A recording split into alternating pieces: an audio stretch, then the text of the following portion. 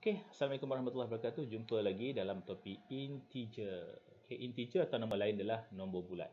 Okey. Bersama saya Cikgu Azman di sini.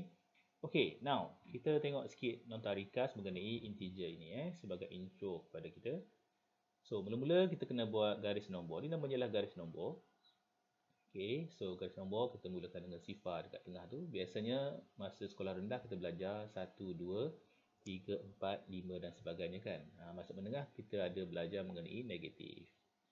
Okey, sebenarnya yang 1 2 3 tu sebenarnya depannya adalah positif. Jadi positif tu biasanya boleh letak dan kita boleh abaikan. So biasanya kita abaikanlah.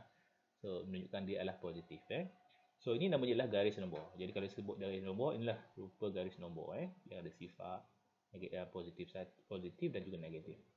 Okey, so ingat dia adalah ke kanan lebih besar. Okey, ke kanan lebih besar, ke kiri lebih kecil. Contohnya lah, negatif 4 dengan negatif 1. Jadi negatif 1 lebih besar. Kerana dia ke kanan berbanding negatif 4 ke kiri. Berbanding kalau yang positif ni 1 dengan 4, 4 lagi besar. Kerana 4 tu semakin kanan. Macam itulah konsep dia. Okey, so semua ni namanya adalah integer ataupun nombor bulat namanya. Okey, so jom kita tengok sikit beberapa soalan di bawah. Adakah nombor di bawah ni adalah integer? Okey, nombor 4 dah betul tak? Nombor 4 adalah, ya betul. Kerana nombor 4 adalah integer, betul. Nombor 2 adalah integer. Betul, nombor 2 integer. Tetapi nombor yang mempunyai decimal macam ni, decimal ni kan.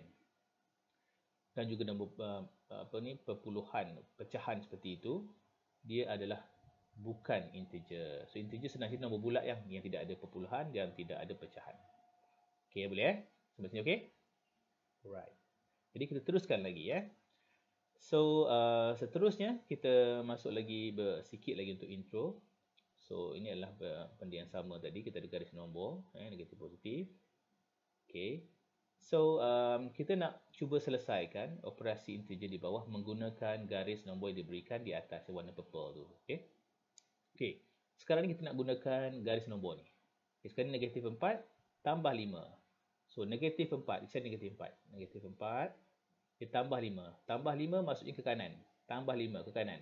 1, 2, 3, 4, 5. Nampak tak? Jawapannya ada 1. Ataupun kita boleh buat positif 1 pun boleh. Kita buat 1 saja pun boleh. Okay, sekarang 3 tolak 2. 3 tolak ke kiri. 1, 2. Nampak tak jawapannya adalah 1. Okey, clear? Faham? Ini menggunakan orang panggil garis nombor. 4 tolak 6. Okey, 4 tolak ke kiri. 1, 2, 3, 4, 5, 6. Nampak tak jawapannya? Jawapannya adalah negatif 2. Mudah kan? Okey, ini panjang sikit. Tak apa. Negatif 2. Okey, negatif 2 tambah 5 tolak 4. Okey, negatif 2 tambah kanan 1, 2, 3, 4, 5 tolak 4. Tolak 4 kiri 1, 2, 3, 4. Nampak tak? Jawapannya adalah negatif 1. Okey, mudah kan? Ini kalau menggunakan garis nombor. Okey, pun begitu kita boleh menggunakan tanpa garis nombor. Kita kira menggunakan konsep. Ini konsep asas kita nak belajar Sebenarnya kita boleh guna kalkulator je pun.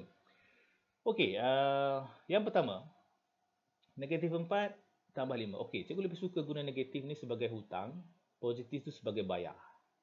So, negatif tu kita hutang, positif tu kita bayar. Contoh, negatif 4 tambah 5.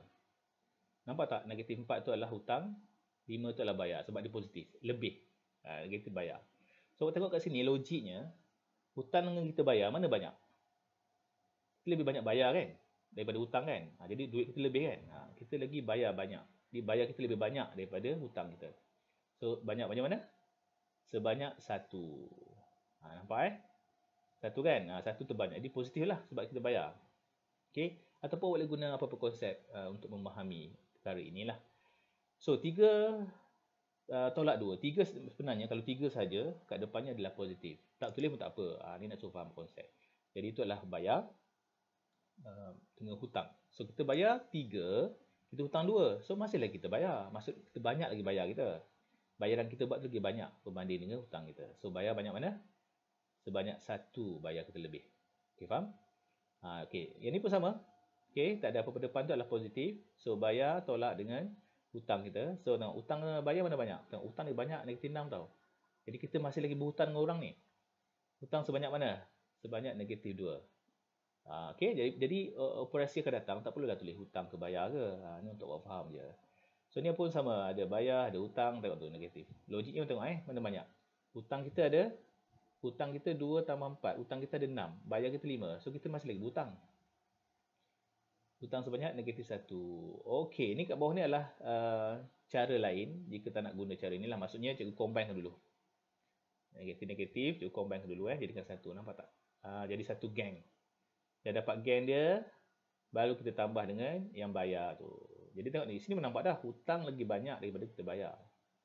Okey, ni adalah cara yang dah mahir nantilah ya. Kalau belum mahir lagi, kita buat macam biasa.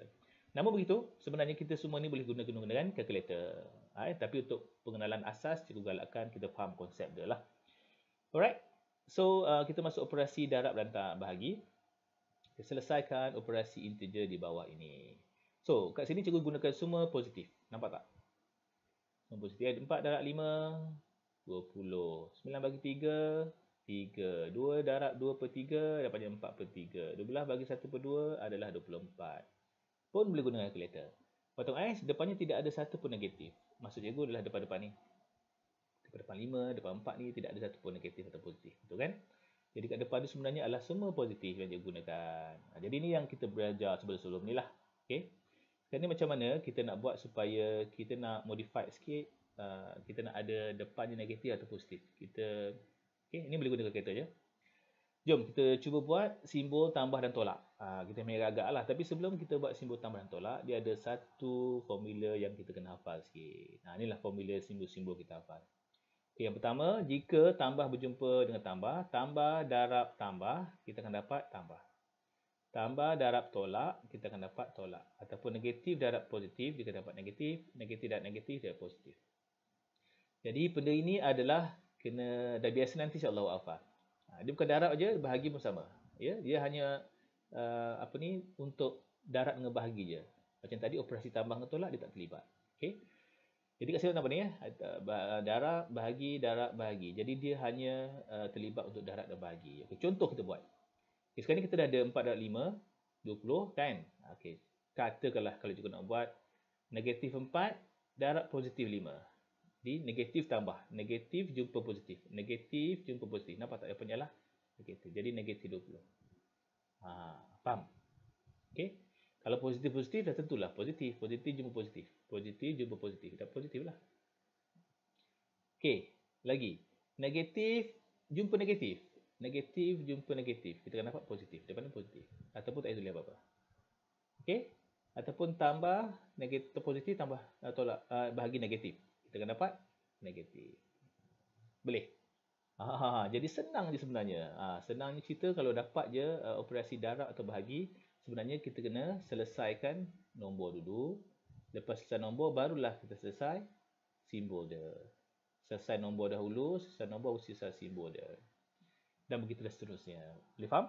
So, diharap penerangan ringkas cikgu ni dapat menjawab persoalan anda dan memahami anda lebih faham lagi banyak lagi lepas ni. Okay? Jangan lupa subscribe cikgu punya channel dan share cikgu punya video bersama rakan-rakan.